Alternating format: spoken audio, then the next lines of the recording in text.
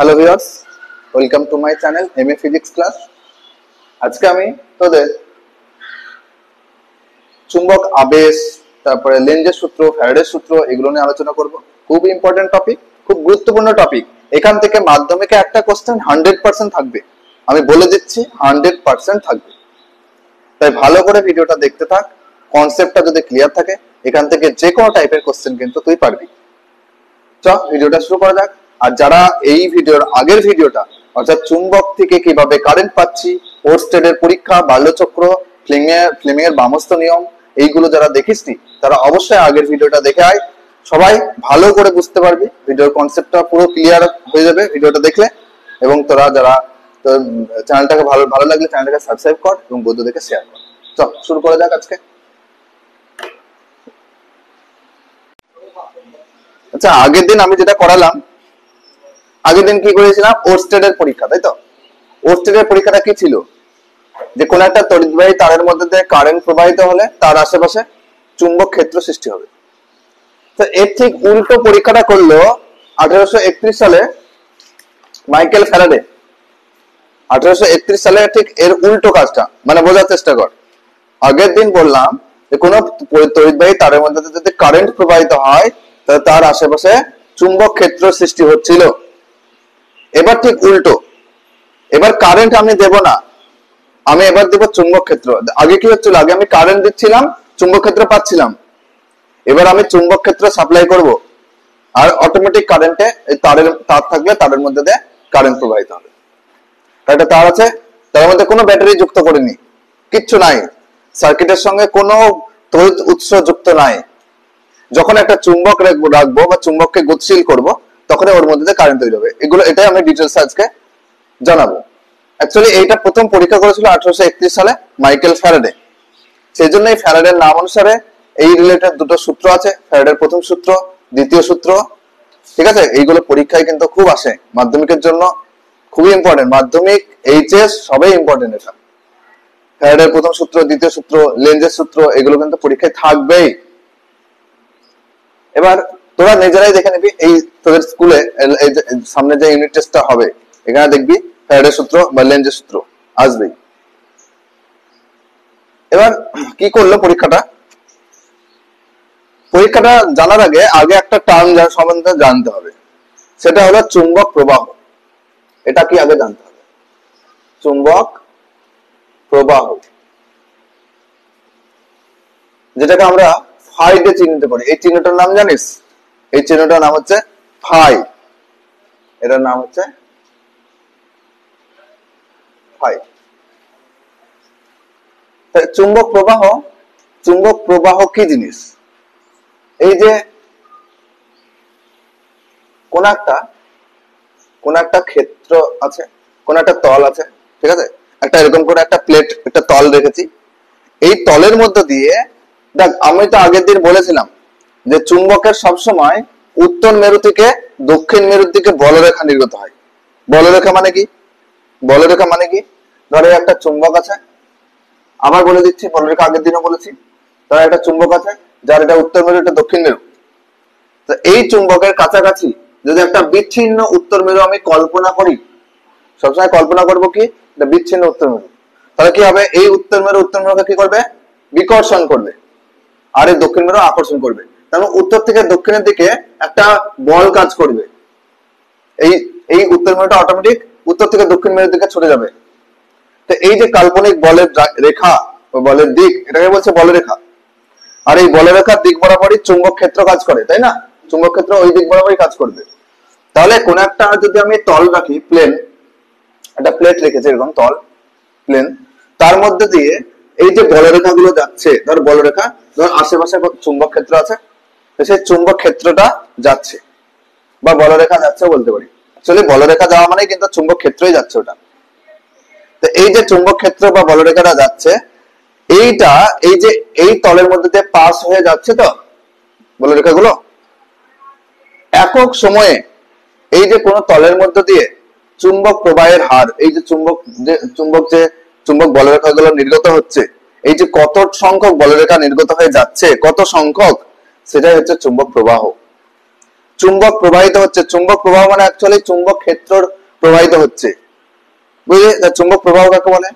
কোন একটা তলের মধ্য দিয়ে লম্বভাবে অতিক্রান্ত মোট বলরেখার সংখ্যাকে বা লম্বভাবে অতিক্রান্ত মোট চুম্বক ক্ষেত্রের সংখ্যাকে বলছে চুম্বক প্রবাহ, বুঝলি? তো চুম্বক প্রবাহ কাকে বলে?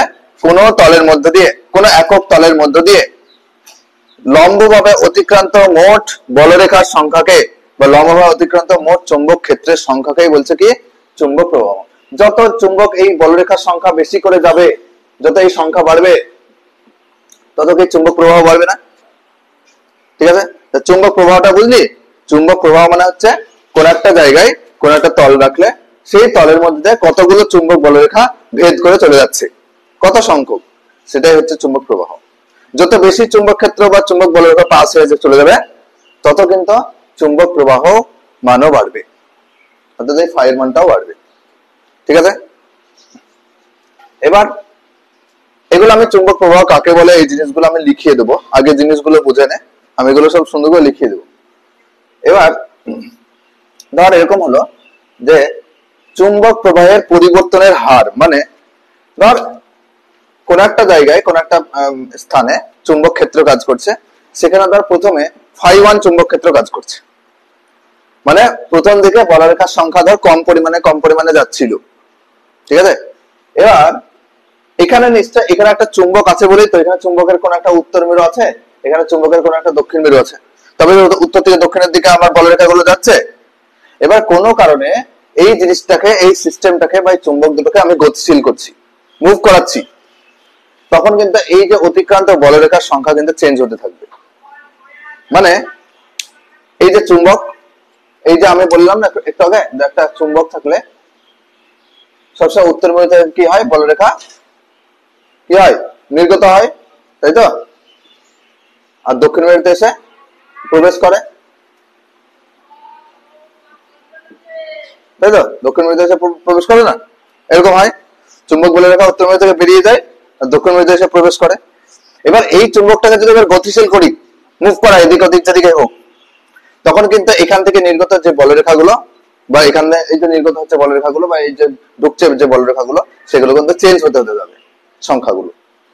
ঠিক আছে, যত আমি গতিশীল করবো বেশি চুম্বকটাকে, তত এখানে বলরেখার সংখ্যা বাড়বে।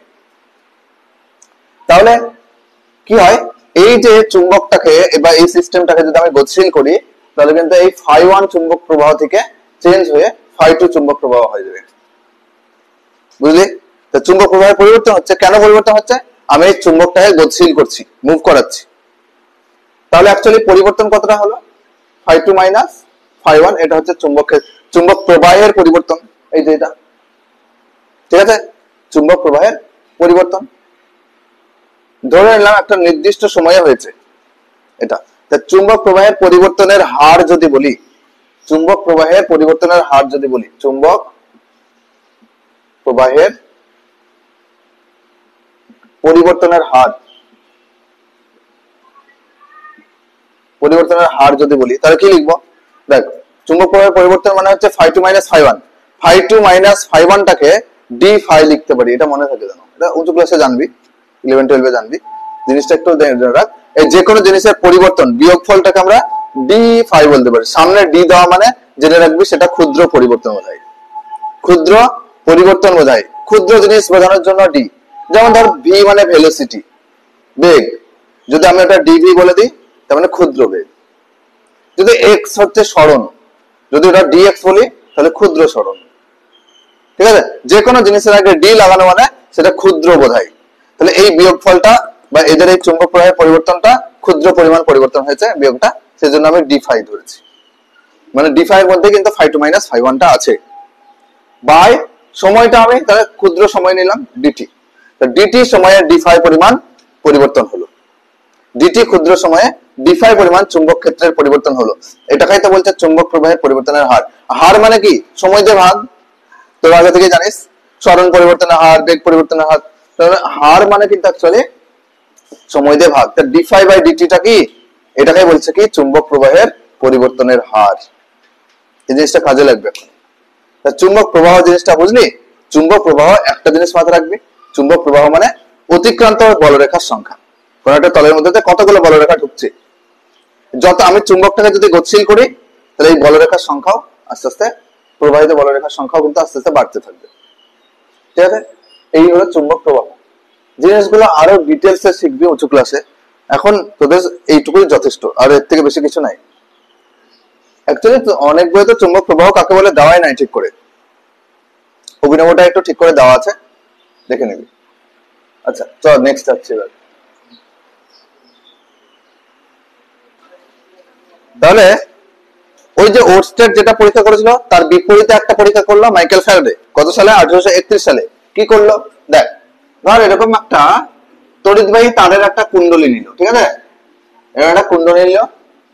এই কুণ্ডলীটার সাথে যদি আমি ব্যাটারি যুক্ত করে দিই তাহলে কি হবে, কারেন্ট যাবে সুন্দর করে প্লাস থেকে মাইনাসের দিকে।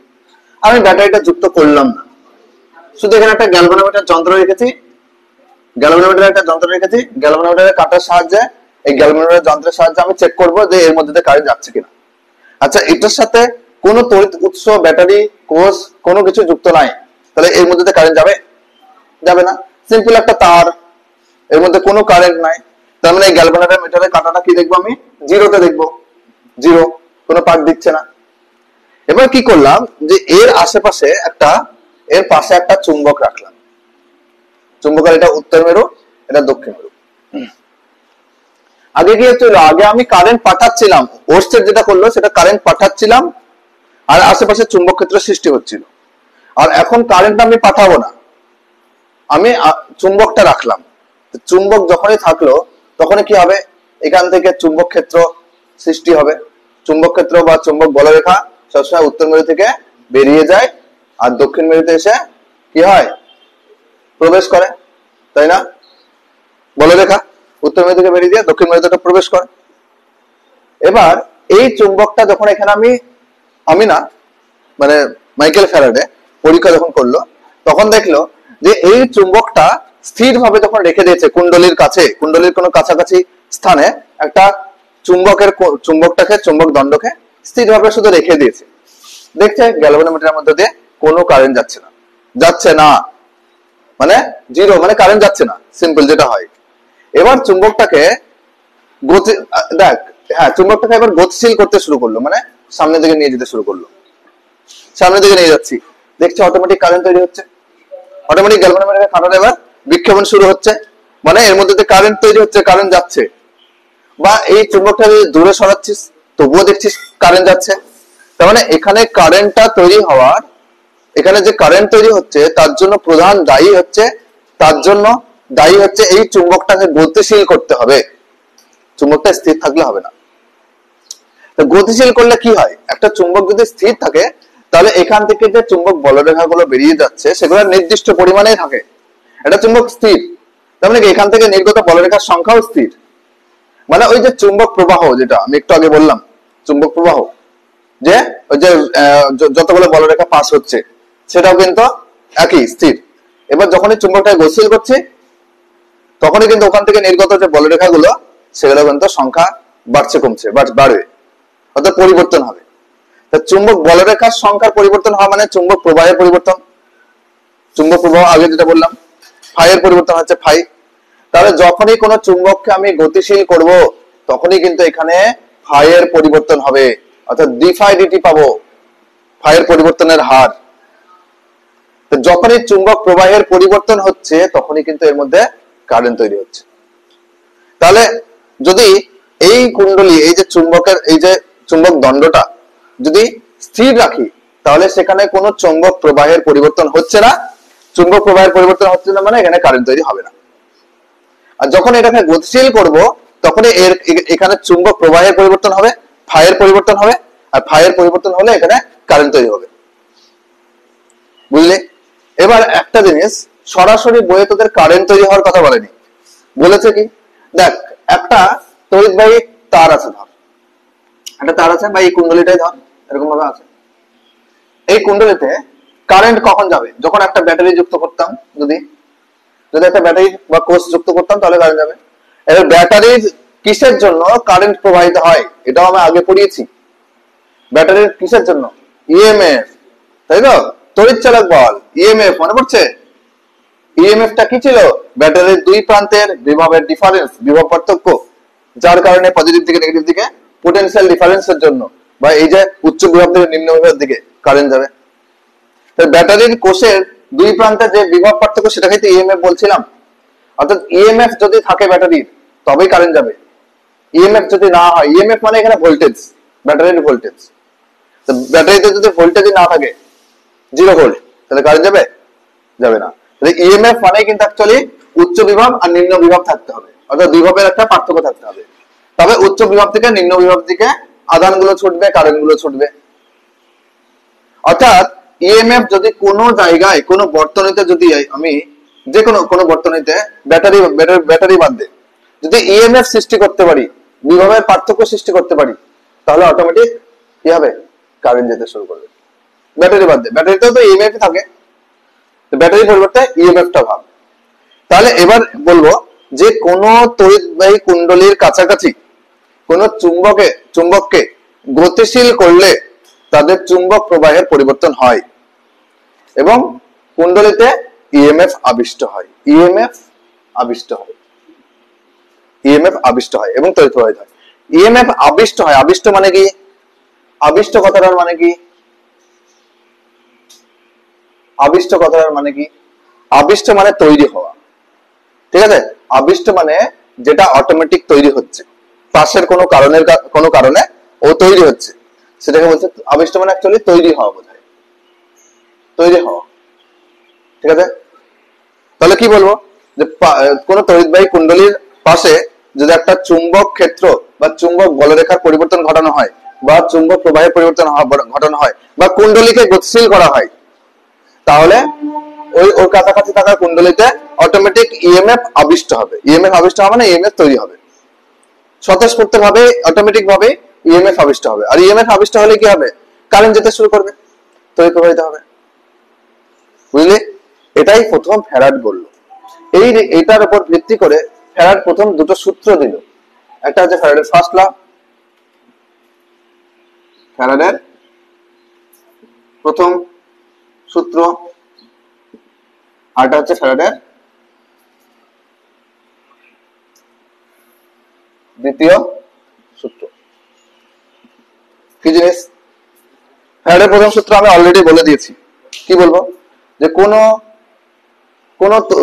চুম্বকের সাথে জড়িত কুণ্ডলীর, আচ্ছা কোন কুণ্ডলীর সঙ্গে, কোন তড়িৎবাহী কুণ্ডলীর সঙ্গে জড়িত চুম্বক, জড়িত মানে হচ্ছে ওর কাছাকাছি থাকা যে চুম্বকটা আছে, কোন কুণ্ডলীর সঙ্গে জড়িত চুম্বকের চুম্বক প্রবাহের পরিবর্তন হলে বা চুম্বক প্রবাহের পরিবর্তন মানে কি? চুম্বকটা গতিশীল আছে, তো চুম্বক প্রবাহের পরিবর্তন হলে কুণ্ডলীতে ইএমএফ আবিষ্ট হয় এবং কারেন্ট তৈরি হয়, তড়িৎ প্রবাহিত হতে থাকে। এটাই হচ্ছে প্রথম সূত্র। বুঝলি? প্রথম সূত্রটা বুঝতে পারলি? যেটা আমি বললাম ওটাই, কোন কুণ্ডলীর সঙ্গে জড়িত চুম্বকের চুম্বক প্রবাহের পরিবর্তন হলে, চুম্বক প্রবাহের পরিবর্তন মানে বুঝতে পারছিস? এইটা চুম্বক প্রবাহের পরিবর্তন। অ্যাকচুয়ালি চুম্বক প্রবাহের পরিবর্তন মানে অ্যাকচুয়ালি চুম্বকটা গতিশীল করছে সেটা বোঝাচ্ছে, ঠিক আছে? চুম্বকটা স্থির নাই, পরিবর্তন হচ্ছে। তাহলে কোন কুণ্ডলীর সঙ্গে জড়িত চুম্বকের চুম্বক প্রবাহের পরিবর্তন হলে কুণ্ডলীতে ইএমএফ আবিষ্ট হয় এবং তড়িৎ প্রবাহিত হতে থাকে। এটা হচ্ছে কি ফ্যারাডের প্রথম সূত্র হলো। আর দ্বিতীয় সূত্রটা কি? দ্বিতীয় সূত্র হচ্ছে কোন চুম্বকের কোন কুণ্ডলীতে আবিষ্ট ইএমএফ এর মান, মানে এই যে কতটুকু ইএমএফ আবিষ্ট হবে, কতটুকু ইএমএফ বা ভোল্টেজ এখানে আবিষ্ট হবে, সেটা কিসের উপর নির্ভর করবে? এই যত চুম্বকটাকে আমি বেশি গতিশীল করব, অর্থাৎ যত এই ডিফাইডিটিটা বাড়বে, অর্থাৎ যত চুম্বক প্রবাহের পরিবর্তনটা বাড়বে, তত এখানে আবিষ্ট ইএমএফটাও বেশি করে আবিষ্ট হবে, তাই তো? বা বলতে পারি যত বেশি গতিশীল করব তত এখানে ইএমএফ এর পরিমাণ বাড়বে। তাহলে কোন কুণ্ডলীতে আবিষ্ট ইএমএফ এর মান কুণ্ডলীর সঙ্গে জড়িত চুম্বকের চুম্বক প্রবাহের হারের সাথে সমানুপাতিক। মানে এই চুম্বক প্রবাহের হার যত বাড়বে তত ইএমএফ ও আবিষ্ট ইএমএফ ও বাড়বে। তাহলে ফ্যারাডের দ্বিতীয় সূত্র বলতে পারি এই যে আবিষ্ট ইএমএফ, এটা যদি ই ভাবি, ক্যাপিটাল ই ভাবি, তাহলে এটা সমানুপাতিক হয় ডিফাই বাই ডিটির সাথে। বুঝলি? যত এই চুম্বক প্রবাহের পরিবর্তনের হার বাড়বে, যত এটা গতিশীল বেশি করব, তত এখানে আবিষ্ট ইএমএফ এর মানও বাড়বে। এটা হচ্ছে দুটো সূত্র। লিখে নে, আমি যেটা বললাম সেটাই লিখে নে। ফ্যারাডের প্রথম সূত্র হচ্ছে কোন কুণ্ডলীর সঙ্গে জড়িত চুম্বকের চুম্বক প্রবাহের পরিবর্তন হলে কুণ্ডলীতে ইএমএফ আবিষ্ট হয় এবং তড়িৎ প্রবাহ হতে থাকে। আর দ্বিতীয় সূত্র হচ্ছে কোন কুণ্ডলীতে আবিষ্ট ইএমএফ এর মান কুণ্ডলীর সঙ্গে জড়িত চুম্বকের চুম্বক প্রবাহের পরিবর্তনের হারের সাথে সমানুপাতিক। এই হলো এই দুটো সূত্র, লিখে নেয়। আচ্ছা, এই যে ফ্যারাডে প্রথম এবং দুটো সূত্র দিল, এই সূত্র থেকে কখনো কারেন্টের ডিরেকশন সম্বন্ধে কিছু জানা গেছে? যে কারেন্ট কোন দিকে প্রবাহিত হবে সেটা সম্বন্ধে জানা যায়নি, কিন্তু সেটার কোনো সূত্র দিতে পারেনি। তবে ও পরীক্ষা করে দেখেছে যে উত্তর মেরুটাকে যদি চুম্বক এই কুণ্ডলীর কাছাকাছি যদি গতিশীল করে, তাহলে বোঝার চেষ্টা কর, ডিরেকশনটা বুঝতে হবে। যদি উত্তর মেরুকে কুণ্ডলীর কাছাকাছির দিকে মানে কুণ্ডলীর দিকে গতিশীল করি, তাহলে এই কুণ্ডলীতে আবিষ্ট যে কারেন্টটা, আবিষ্ট যে তড়িৎ প্রবাহটা যেটা তৈরি হচ্ছে, সেটা কোন দিকে হবে? Anti clockwise. অ্যান্টি ক্লকওয়াইজ মানে ঘড়ির কাঁটার বিপরীতে। ঘড়ির কাঁটার বিপরীত মানে এইদিকে না, এদিকে ঘড়ির কাঁটার বিপরীতে, তাহলে এইদিকে হবে। কখন? যখন উত্তর মেরু কাছে নিয়ে আসবো। মনে থাকবে, একটা জিনিস মনে রাখবি তাহলে হবে। আমি কি বললাম? উত্তর মেরু যদি কুণ্ডলীর কাছাকাছি নিয়ে আসি তাহলে অ্যান্টি ক্লকওয়াইজ তড়িৎ প্রবাহ হবে। তাহলে বলতো উত্তর মেরু দূরে সরে নিলে, উত্তর মেরু যদি দূরে সরা আস্তে আস্তে কুণ্ডলী, তাহলে কোন দিকে হবে? ক্লকওয়াইজ। হলো? ক্লকওয়াইজ বিপরীত দিকে হবে। আবার যদি দক্ষিণ মেরু কাছে নিয়ে আসি তাহলে ক্লকওয়াইজ, আর দক্ষিণ মেরু দূরে সরাই তাহলে অ্যান্টি ক্লকওয়াইজ। মানে বোঝার চেষ্টা কর যে উত্তর মেরু কাছে নিয়ে আসা আর দক্ষিণ মেরু দূরে সরানো, কারেন্টের ডিরেকশন একই, অ্যান্টি ক্লকওয়াইজ। আর উত্তর মেরু দূরে সরানো আর দক্ষিণ মেরু কাছে নিয়ে আসা, কারেন্টের ডিরেকশন একই, ক্লকওয়াইজ। আমি এখানে একটু লিখে দিচ্ছি।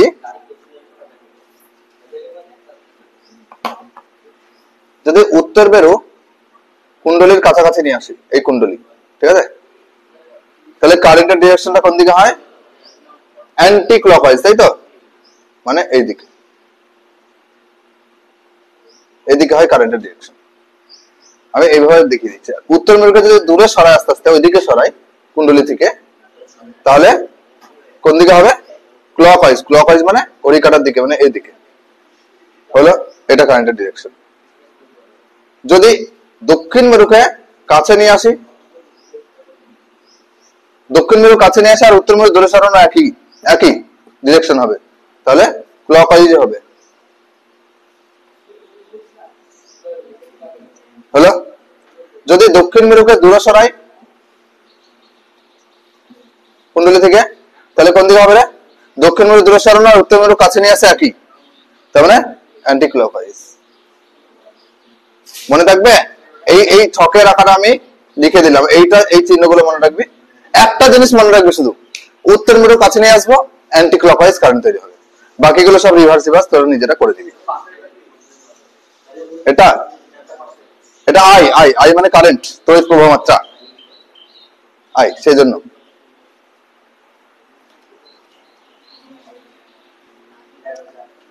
এবার যেটা পড়াবো, লেন্সের সূত্র। লেন্স,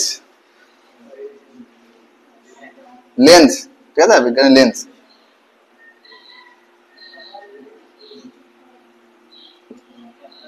লেন্সের সূত্র এটা কি জিনিস? এটা একটা সায়েন্টিস্ট, বিজ্ঞানী লেন্স, এ কি করলো? এই ডিরেকশনটা নিয়ে পরীক্ষা করলো। আচ্ছা, এই লেন্সের সূত্র পড়ার আগে আর একটা জিনিস তো দেখে একটু জানতে হবে। প্রথমে চুম্বকের একটা ধর্ম সম্বন্ধে। কি দেখেছিস কখনো? যে একটা চুম্বক, ধর এটা একটা চুম্বক, এটা একটা চুম্বক, এই আর এটা লোহা, ঠিক আছে? এই লোহাটাকে এই চুম্বকটা আকর্ষণ করবে তো, যে আকর্ষণ করলো, লেগে গেল, তখন কিন্তু এই লোহাটাও চুম্বকে পরিণত হলো, জানিস তো? যখন কোন লোহাকে চুম্বক আকর্ষণ করে নিল, তখন লোহাটাও কিন্তু চুম্বক হয়ে গেল, তখন এই লোহাটাও অন্যজনকে আবার আকর্ষণ করতে পারবে, করে না? তার মানে কোন একটা, এই যে আকর্ষণটা কিভাবে করে জানিস? ধর এই একটা চুম্বক NS, আর এটা যেন একটা অচুম্বক পদার্থ, লোহা টোহা কিছু একটা আছে। চুম্বক আবেশ কি জিনিস সেটা জানতে হবে প্রথমে। চুম্বক আবেশ, ম্যাগনেটিক ইন্ডাকশন। যখন একটা চুম্বক রাখবো আর যখন একটা অচুম্বক পদার্থ রাখবো, তখন এই চুম্বক পদার্থের কাছাকাছি, চুম্বক পদার্থের এখানে কোন মেরু আছে? উত্তর মেরু, নর্থ মেরু। এর কাছাকাছি যে লোহার যে প্রান্তটা আছে, অটোমেটিক যখনই চুম্বকটাকে কাছাকাছি নিয়ে আসবো, লোহার কাছাকাছি নিয়ে আসবো, তখন অটোমেটিক চুম্বকটা যে মেরুটা লোহার কাছে থাকবে, সেই মেরুটা যে মেরু থাকবে, এটা যেমন উত্তর মেরু, এখানে অটোমেটিক একটা দক্ষিণ মেরু সৃষ্টি হবে, আবিষ্ট হবে। আবিষ্ট মানে তৈরি হবে অটোমেটিক। এটা আবার দূরে সরে চলে যাবে, আবার এটা এস মেরু আবার চলে যাবে। তো লোহাটাতে এস তৈরি হলো, আর দূরবর্তী স্থানে ওই লোহাটা দূরবর্তী স্থানে এই মেরুর বিপরীত আধান, মানে এই মেরুর সমমেরু মানে এন সৃষ্টি হবে। এদিকে এস হলে এদিকে এন হবে। বুঝলি কি বললাম? ধর এটা চুম্বক, ঠিক আছে, এদিকটা এন মেরু, এদিকটা এস মেরু। তা এই লোহাটাকে যখনই নিয়ে আসবো, তখন এদিকটা যদি এন মেরু হয়, এদিকে অটোমেটিক এস তৈরি হবে, ওইদিকে এন তৈরি হবে, অটোমেটিক আবিষ্ট হবে। আর যখনই বিপরীত মেরু আবিষ্ট হয়ে যাবে, তখন কি করবে? এরা পরস্পর কি করবে? পরস্পরকে আকর্ষণ করবে। তখন এই চুম্বকটা লোহার ভাববে না, চুম্বকটা ভাববে আরেকটা বিপরীত মেরুযুক্ত একটা চুম্বক আমার কাছে এসছে। তখন কি করবে? শর্ট করে আকর্ষণ করে নেবে। তা আকর্ষণ আগে হচ্ছে না আগে আবিষ্ট হচ্ছে? আগে আবিষ্ট হচ্ছে বিপরীত মেরু, তারপরে আকর্ষণ করছে। এটা একটা কোশ্চেন, যে আকর্ষণের পূর্বে আবেশ হয়, ব্যাখ্যা করো। চুম্বক আকর্ষণের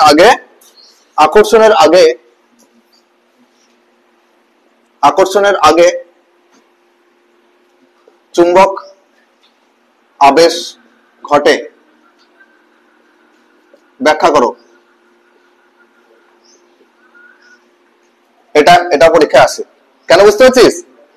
চুম্বক আবেশ কাকে বলে বুঝতে পারলি তো? চুম্বক আবেশ মানে হচ্ছে কোন চুম্বকের কাছাকাছি যদি অচুম্বক পদার্থ থাকে, তা চুম্বকের কাছাকাছি প্রান্তে বিপরীত মেরু এবং দূরবর্তী স্থানে সমমেরু সৃষ্টি হয়, তৈরি হয়, আবিষ্ট হয়। এই ঘটনাকে বলছে চুম্বক আবেশ। ঠিক আছে? চুম্বকের কাছাকাছি প্রান্তে বিপরীত মেরু আর দূরবর্তী স্থানে সমমেরু তৈরি হয়, এই ঘটনাটাকে বলছে চুম্বক আবেশ, বা এটাকে বলছে ম্যাগনেটিক ইন্ডাকশন। ইংলিশ টার্মগুলো মনে রাখবি, ম্যাগনেটিক ইন্ডাকশন। এই একই জিনিস ইলেকট্রিক ইন্ডাকশন হয়। তো ইন্ডাকশন মোটর, ইন্ডাকশন হিটার নাম শুনেছিস? যেগুলো আমাদের বাস্তবে কাজে লাগে। ইন্ডাকশন হিটারের সাহায্যে রান্না করে, ইন্ডাকশন মোটর, ওগুলো কিন্তু এই ইন্ডাকশন কাজ করে। একইভাবে ইলেকট্রিক ইন্ডাকশনও হয়। ইলেকট্রিক ইন্ডাকশনটা কি? ইলেকট্রিক ইন্ডাকশনটা হচ্ছে, আমি বলে দিই একটু, তার প্লাস কিউ মাইনাস কিউ আধান আছে, ঠিক আছে? তাহলে অন্য একটা বস্তু বা অন্য একটা ধর পরিবাহী বস্তু কাছাকাছি নিয়ে এলে অটোমেটিক মাইনাস কিউ আধান থাকলে এখানে প্লাস কিউ আধান তৈরি হয়, আর এখানে মাইনাস কিউ তৈরি হয়। তাহলে প্লাস কিউ মাইনাস কিউ কি করবে? পরস্পরকে আকর্ষণ করে নেবে। ওর জন্য দেখবি যে বজ্রপাত হয় না, বজ্রপাতের সময় এই ঘটনাটা দেখা যায়। বজ্রপাতের সময় মানে ধর এখানে মেঘ আছে, আকাশে ধর মেঘ আছে, ঠিক আছে, আকাশে মেঘ আছে, মেঘে প্রচুর পরিমাণে মেঘে কলিশন, সংঘর্ষের কারণে, ঘর্ষণের কারণে সে আধান বেরিয়ে দেয়, মুক্ত ইলেকট্রন বলেছিলাম। সংঘর্ষের কারণে প্রচুর পরিমাণে মাইনাস চলে এলো। যখন এর কাছাকাছি কোনো জায়গা দেখবে, ধর একটা নারকেল গাছ আছে,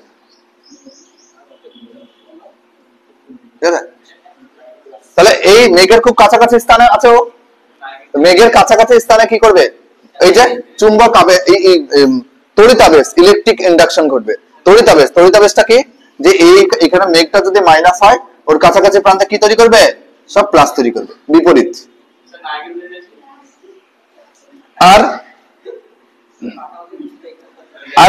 আর এইগুলোতে সমমেরু সম আধান সৃষ্টি করবে, মানে মাইনাস তাহলে মাইনাস। তাহলে কাছাকাছি প্রান্তে বিপরীত আধান যখনই সৃষ্টি করবে, কি করবে? প্লাস মাইনাস কি করবে? আকর্ষণ করবে। ওর জন্য এই মেঘের এই যে মাইনাস গুলো প্রচন্ড গতিবেগে এই ছুটে আসে এই প্লাসের দিকে। ওটাই তো বজ্রপাত। দিয়ে যদি ইলেকট্রন ছুটে আসে তাহলে তো কারেন্ট, ওটা আধান ছুটে আসে মানে তো কারেন্ট। তার মানে এখানে প্রচন্ড পরিমাণে কারেন্টে পুড়িয়ে দেয় হাই ভোল্টেজে। বুঝতে পারলি? অ্যাকচুয়ালি এটা তড়িৎ আবেশ। আবেশ জিনিসটা বুঝতে পারলি তো? আবেশ বা ইন্ডাকশন হচ্ছে যে কোন একটা, সেটা তড়িতের ক্ষেত্রে হতে পারে, চুম্বকের ক্ষেত্রে হতে পারে। চুম্বকের ক্ষেত্রে হলে ধর এটা উত্তর মেরু, এটা দক্ষিণ মেরু, এর কাছাকাছি যখন অচুম্বক পদার্থ থাকবে, এটা উত্তর মেরু হলে এখানে কি সৃষ্টি হবে? দক্ষিণ মেরু সৃষ্টি হবে কাছাকাছি প্রান্তে। ওটাকে বলছে আবেশ। বুঝতে পারলি? আমি তড়িৎ আবেশ কাকে বলে এটাও লিখে দেবো। আমি একটা সংজ্ঞা বলে দিচ্ছি। চুম্বক আবেশটা বলছি। চুম্বক আবেশ হলো কোন চুম্বকের কাছাকাছি কোন অচুম্বক পদার্থ আনলে অচুম্বক পদার্থের কাছাকাছি স্থানে বিপরীত মেরু এবং দূরবর্তী স্থানে সমমেরু সৃষ্টি হয় বা আবিষ্ট হয়। এই ঘটনাকে বলছে চুম্বক আবেশ। ঠিক আছে, এই ঘটনাকে বলছে চুম্বক আবেশ। তড়িতের ক্ষেত্রে একই, তড়িৎটা তোদের নাই, তড়িতের ক্ষেত্রে একই। কোন তড়িৎ দ্বিমেরুর কাছাকাছি যদি বিপরীত আধান সৃষ্টি হয় তাহলে সেটাকে বলছে তড়িৎ আবেশ। এগুলো তড়িৎ আবেশটা নাই, চুম্বক আবেশটা তোরা জেনে রাখবি। চুম্বক আবেশ কাকে বলে আমি লিখিয়ে দিচ্ছি। এবার এই লেনজের সূত্রে চলে আসি, যে লেনজের সূত্র এবার কি হচ্ছে। এই যে কারেন্টের ডিরেকশনটা উত্তর মেরু কাছে নিয়ে এলে আমি কি বললাম, অ্যান্টি ক্লকওয়াইজ হচ্ছে। আমি ধরে নিলাম, আমি সাপোজ ধরে নিলাম, ভুলটা ধরবো, হ্যাঁ আমি ভুলটা ধরে সঠিক প্রমাণ করব।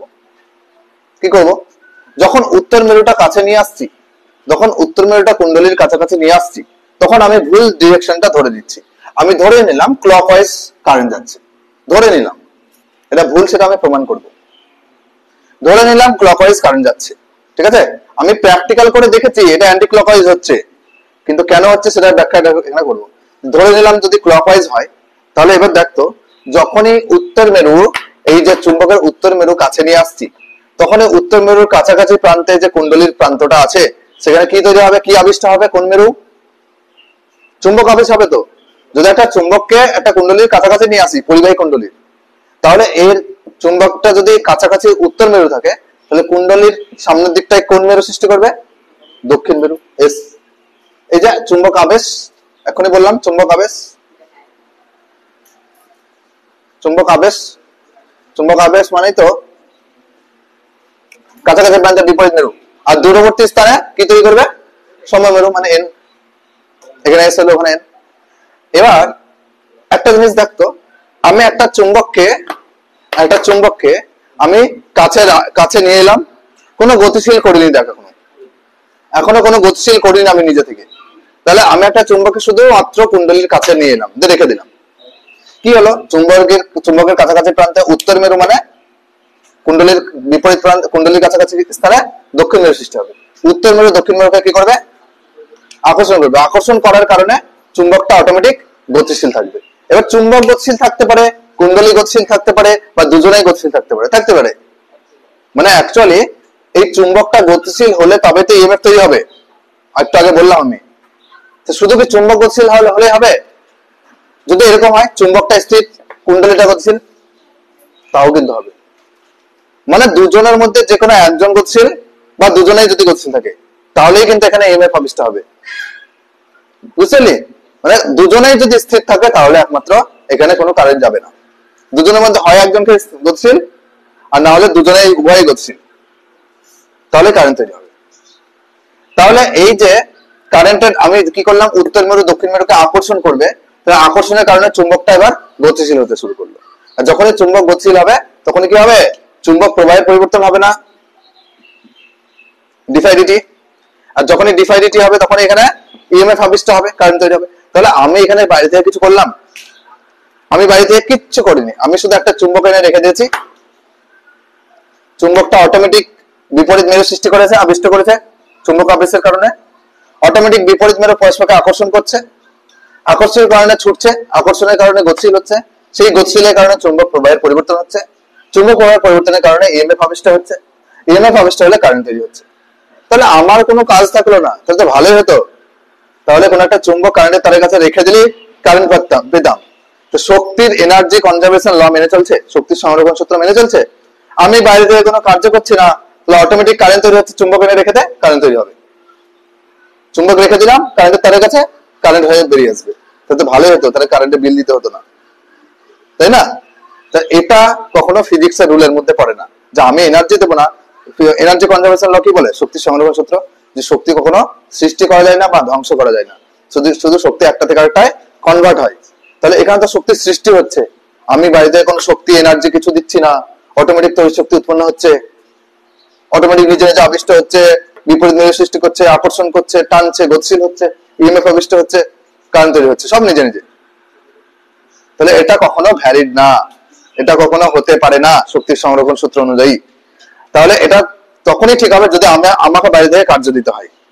আমি জোর করে চুম্বকটা নিয়ে যাচ্ছি, যখন আমি এনার্জি দেবো, তারপরে তড়িৎ শক্তি পাবো। তাহলে এটা ঠিক, এটা ভ্যালিড, তাহলে আমার শক্তিটাই তড়িৎ শক্তিতে কনভার্ট হচ্ছে।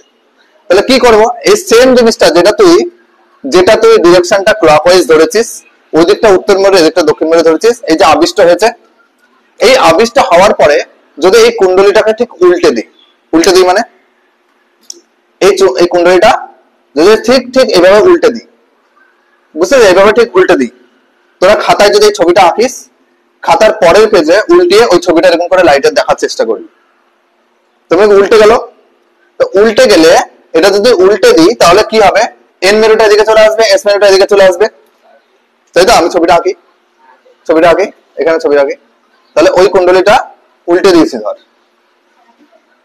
তাহলে এসটা ওদিকে যাবে আর এনটা এদিকে আসবে, তাই তো? আর এদিকে কিন্তু সেই চুম্বকের উত্তর মেরু দক্ষিণ মেরু আছে, উত্তর মেরুর কাছে আচ্ছা এরকম আছে। এবার উত্তর মেরু কিন্তু বিপরীত মেরু আবিষ্ট করেছিল, কিন্তু আবিষ্ট করার পরে হঠাৎ করে আমি এটাকে ঘুরিয়ে দিলাম, কুণ্ডলীটাকে ঘুরিয়ে দিলাম, ঘোরানোর পরে এবার দেখ এদিকে এন চলে এলো, এদিকে এস চলে এলো, এস এর ডিরেকশন কোন দিকে ছিল কারেন্টের, নিচের দিকে করলাম, আর এন এর ডিরেকশনটা উপর দিকে করলাম, তাহলে এবার দেখ তো কোন দিকে হলো কারেন্টটা, অ্যান্টি ক্লকওয়াইজ হলো, আমি ক্লকওয়াইজ নিয়েছিলাম জোর করে, অ্যান্টি ক্লকওয়াইজ হয়ে গেল। এবার দেখ তো উত্তর মেরু কি করবে, বিকর্ষণ করবে, তাহলে কাছে যেতে দেবে না, অটোমেটিক আসবে না চুম্বক আর, এটা আগে যেটা অটোমেটিক আসছিল আকর্ষণের কারণে, এখন কিন্তু অটোমেটিক আর আসবে না, বিপরীত সমমেরু বিকর্ষণ করবে, দুজনকে ঠেলবে, তাহলে আমাকে কি করতে হবে, বাইরে থেকে ওই যে বিকর্ষণের বিরুদ্ধে আমাকে এবার চুম্বকটাকে নিয়ে আসতে হবে কার্য করে। যখন আমি একটা কার্য করে একটা শক্তি দিয়ে আমি এদের এই উত্তর মেরু যে বিকর্ষণ করছিল, এই বিকর্ষণের বিরুদ্ধে আমি এই যে উত্তর মেরুটাকে নিয়ে যাব চুম্বকটাকে, তাহলে আমি একটা কার্য করছি। এবার চুম্বক প্রবাহের পরিবর্তনের কারণে এবার ইএমএফ আবিষ্ট হোক, এবার কারেন্ট যাক, তাতে আর কোনো ক্ষতি নাই, কারণ আমি এনার্জি দিয়েছি, সেই এনার্জিটা শক্তিতে রূপান্তরিত হয়েছে, তড়িৎ শক্তিতে কারেন্ট তৈরি হয়েছে, এটা শক্তির সংরক্ষণ সূত্র মেনে চললো না, আমি এনার্জি দিচ্ছি আর কারেন্ট পাচ্ছি, মানে এমন ভাবে এমন ডিরেকশনে কারেন্ট যেতে হবে যাতে এই তড়িৎ প্রবাহ কারেন্টটা সৃষ্টি হচ্ছে কিসের জন্য, এই চুম্বকের জন্য বা এই চুম্বক প্রবাহের জন্য, এই চুম্বকের গতির বিরুদ্ধেই তাকে বাধা দিতে হবে, বাধা দিলে তবে আমি কার্য করতে পারবো, যদি বাধা না দেয় নিজেই টানে তাহলে কার্য হবে না, তাহলে আমি কার্য করতে হবে না, অটোমেটিক কারেন্ট পাবো, সেটা কোনো শক্তির সংরক্ষণ মেনে যাবে না, মানে এমন ডিরেকশনে কারেন্ট যেতে হবে, এমন ডিরেকশনে যাতে এর যে কারেন্ট তৈরি হওয়ার যে কারণটা এটা, তাকে সে বাধা দিতে হবেই, তবে আমি বাইরে থেকে কার্য করব, তবে শক্তির সংরক্ষণ সূত্রটা মেনে চলবে, বুঝতে পারলি? তাহলে এটার সূত্রটা, লেন্জের সূত্রটা কি হবে, যে কুণ্ডলীতে আবিষ্ট তড়িৎ প্রবাহের দিক, মানে যে তৈরি হলো যে কারেন্টটা, তার দিক এমন দিকে হবে, ক্লকওয়াইজ অ্যান্টি ক্লকওয়াইজ যাই হোক না কেন, এমন একটা দিকে হবে যাতে ওই কুণ্ডলীর সঙ্গে জড়িত বা ওই কুণ্ডলীতে আবিষ্ট তড়িৎ প্রবাহের কারণকে সে বাধা দেবে, বুঝতে পারলি? তাহলে লেন্স পরিষ্কার ভাবে বলে দিল এটা ডিরেকশনটা, দিকটা কোন দিকে হবে, যে এমন দিকে হবে যাতে এই কারেন্ট যার কারণে তৈরি হচ্ছে তাকে বাধা দিতে হবে, যদি বাধা দেয় তাহলে আমি কার্য করতে পারবো, শক্তি সংরক্ষণ সূত্রটা মেনে চলবে সুন্দর করে, বুঝতে পারলি? তাহলে লেন্সের সূত্র, তবেই তো অ্যান্টি ক্লকওয়াইজ হচ্ছে, সেই জন্য অ্যান্টি ক্লকওয়াইজ, আমি ভুল ধরেছিলাম, ঠিক প্রমাণিত হয়ে গেল। তাহলে কি বলবো, তাহলে লেন্সের সূত্রটা কি বলবো, যে কোন কুণ্ডলীতে আবিষ্ট তড়িৎ প্রবাহ মাত্রা দিক এমন দিকে হবে যাতে ওই তড়িৎ প্রবাহের সৃষ্টির কারণকে সে বাধা দেবে, যে কারণে তৈরি হচ্ছে, কি কারণে তৈরি হচ্ছে, এই চুম্বকটা গতিশীল কারণে, চুম্বকটাকে সে বাধা দিচ্ছে, বিকর্ষণ করতে হবে, বাধা দিতেই হবে, তবে আমি কার্য করতে পারবো, তবে শক্তির সংরক্ষণ সূত্র মেনে চলবে। এটা হলো লেন্জের সূত্র। আর লেন্জের সূত্রতে খুব গুরুত্বপূর্ণ একটা কোশ্চেন আছে, যদি একটু টাফ কোশ্চেন হয়, আসতে পারে, এসেছে মাধ্যমিকে, তাহলে এটা আছে যে লেন্জের সূত্র থেকে শক্তির সংরক্ষণ সূত্র ব্যাখ্যা করো, বা শক্তির সংরক্ষণ সূত্র থেকে লেন্জের সূত্র ব্যাখ্যা করো, এই দুটো যে কোনো একটা। যদি বলে লেন্জের সূত্র থেকে শক্তির সংরক্ষণ সূত্র ব্যাখ্যা করো, তাহলে আগে লেন্জের সূত্রটা বলে সেটা কিভাবে শক্তির সংরক্ষণ সূত্র মেনে চলছে সেটা বলতে হবে ছবিটাকে। আর যদি শক্তির সংরক্ষণ সূত্র থেকে লেন্জের সূত্র বলে, তার আগে শক্তির সংরক্ষণ সূত্র বলবি, যে শক্তি কোনো সৃষ্টি করা যায় না বা ধ্বংস করা যায় না, শক্তি শুধু একটা থেকে আরেকটাই রূপান্তরিত হয়। তাই বলতে পারি যে আমরা এখানে যে তড়িৎ প্রবাহের কারণকে যদি বাধা দেয় তাহলে আমরা বাইরে থেকে যে এনার্জিটা করব সেটাই শক্তি আকারে রূপান্তরিত হবে। বুঝতে পারলে? অর্থাৎ লেন্জের সূত্র বলে লেন্জের সূত্রটা লিখবি। তাহলে আগে শক্তি সংগ্রহ সূত্র বলে যদি লেন্জের সূত্র প্রমাণ করিস, মানে কথার ভাষা দিয়ে, তাহলে সেটা হলো শক্তি সংগ্রহ সূত্র থেকে লেন্জের সূত্র, আর একইভাবে লেন্স থেকে শক্তি সংগ্রহ সূত্র প্রমাণ করা যায়। ঠিক আছে? এটা কিন্তু এই দুটো ছবি এঁকে ব্যাখ্যা করতে হবে লেন্জের সূত্রটা। তো লেন্জের সূত্রটা লিখে নে যেটা বললাম। আর তোদের বাড়ির যেটা কাজ থাকবে সেটা হচ্ছে লেন্জের সূত্র থেকে শক্তি সংগ্রহ সূত্র ব্যাখ্যা করো, বা শক্তি সংগ্রহ সূত্র থেকে লেন্জের সূত্র ব্যাখ্যা করো, যেকোনো একটা লিখে নিয়ে আসবি তাহলে হয়। আচ্ছা, লেন্জের সূত্রটা আমি বললাম। আচ্ছা, ফ্যারাডের দ্বিতীয় সূত্র কি ছিল বলতো? ইএমএফ টা সমানুপাতিক হয় ডিফাই ডিটি, তাই না? এটা ছিল। তাহলে এখানে আমি বললাম লেন্জের সূত্রটা যে এই যে ইএমএফ টা তৈরি হচ্ছে যে কারণে চুম্বক প্রবাহের পরিবর্তনের হার, সেই কারণকে সে বাধা দেবে সেই কারণে কিন্তু একটা মাইনাস সাইন আছে। তাহলে ফ্যারাডে যে সূত্রটা দিয়েছিল সেটা একটু মডিফাই করলো কে? লেন্জ এসে মডিফাই করলো যে একটা ঋণাত্মক চিহ্ন হবে, কারণ বাধা দিচ্ছে। যে কারণে তৈরি হচ্ছে ইএমএফ টা, সেই কারণকে সে বাধা দিচ্ছে, ঠেলছে, সেজন্য মাইনাস সাইনটা এলো। তাহলে ফ্যারাডের সূত্রের যেহেতু মডিফাইড রূপটা হচ্ছে লেন্জের সূত্র, ঋণাত্মক চিহ্নটা এসছে ফর্মুলায়, সেই জন্য লেন্জের সূত্রকে অনেক সময় ফ্যারাডের তৃতীয় সূত্র বলে, থার্ড ল। ঠিক আছে? অনেক সময় পরীক্ষা একবার দিয়েছিল যে ফ্যারাডের 3টে সূত্র লেখো, ফ্যারাডের সূত্র 3টি লেখো। সবাই ভাববে ফ্যারাডের 2টো সূত্র দিয়েছিল, 3 নম্বর সূত্র কোনটা? 3 নম্বর সূত্র কিন্তু লেন্জের সূত্রটা। ঠিক আছে? পর্যন্ত থাক, তোরা ভালো করে পড়। অ্যাকচুয়ালি ফ্যারাডের সূত্র, লেন্জের সূত্র, এই টপিক গুলো কিন্তু খুব ইম্পর্টেন্ট এবং বোঝার টপিক। এর ভিতরে খুব ডেপথ ফিজিক্স আছে। তোরা ভালো করে ভিডিওটা দেখ। এইটা কিন্তু শুধু 10 বলে না, 12 এ কিন্তু কাজে লাগবে। যারা এখন 12 এর স্টুডেন্ট তারাও ভিডিওটা দেখতে পারিস। আর তোদের বন্ধুরা যারা ভিডিওটা এই টপিক গুলো বুঝতে পারিনি তাদেরকে অবশ্যই শেয়ার করিস। এইগুলো কিন্তু প্রচন্ড কনসেপচুয়াল। অ্যাকচুয়ালি ফ্যারাডের সূত্র, লেন্জের সূত্রগুলো না ওই পরবর্তীতে গিয়েও যখন ফিজিক্স নিবি তখন কিন্তু খুব কাজে আসবে, খুব কাজে লাগবে এই কনসেপ্টগুলো। আর যদি ভিডিওটা বুঝতে অসুবিধা হয় তোরা আবার ভিডিওটা দেখ, পুনরায় ভিডিওটা দেখ, এই যে জায়গাগুলো বুঝতে পারছিস না দেখবি বুঝে যাবি। আর ভিডিওটা যদি ভালো লাগে অবশ্যই চ্যানেলটাকে সাবস্ক্রাইব কর, এবং এর পরবর্তী যে ভিডিওগুলো আসবে সেগুলো চলতে বাকি অংশগুলো নিয়ে আসবো। আর তোরা যারা আগের ভিডিওগুলো দেখিসনি, অর্থাৎ ওই যে চুম্বকের ওরস্টেডের পরীক্ষা, তারপরে বাল্যচক্র, এইসবগুলো কিভাবে এলো, তারা অবশ্যই আগের ভিডিওটা দেখবি। এই ভিডিওর ডেসক্রিপশনে আমি তার লিংক দিয়ে দেবো। ওকে, ভালো থাকিস। আজকে এই পর্যন্ত শেষ করছি।